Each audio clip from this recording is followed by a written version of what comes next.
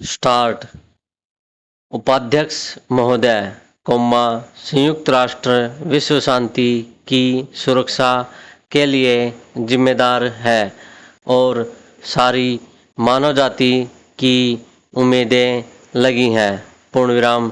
संयुक्त राष्ट्र के रहने से ही यह आश्वासन मिलता है कि विश्व के सम्मुख निर्भीक रूप से सच्चाई और न्याय लाया जा सकता है। पूर्णविराम। संयुक्त राष्ट्र की यह महासभा और इसकी एजेंसियां जो कुछ भी कार्य करती हैं, उनमें उन्हें इन आशाओं को पूरा करना है और शांति को बढ़ावा देना है। पूर्णविराम।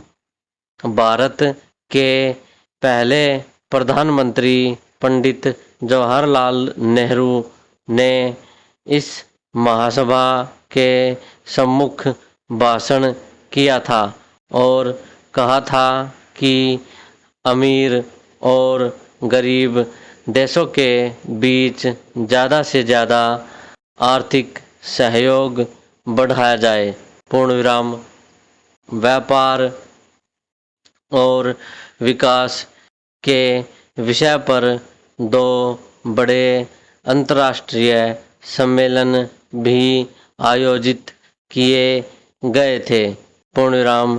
सदस्य राज्यों ने इन कार्यों में जो रुचि दिखाई, उससे विकासशील देशों में बड़ी आशा बंधी। पूर्णविराम। हमने बड़े देशों की शक्ति में भागीदार होने की चेष्टा नहीं की और न हमने यह चाहा कि वे हमारी आवश्यकताओं को पूरा करने की खातिर अपने लोगों की इच्छाओं का बलिदान करें। पूर्णविराम। हमें अपनी प्रगति के लिए स्वयं परिश्रम करना है और आगे बढ़ना है।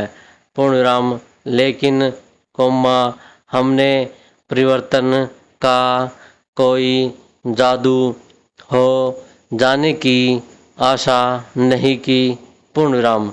हम अच्छी तरह से जानते हैं कि विकास का मार्ग कितना लंबा और कठिन है।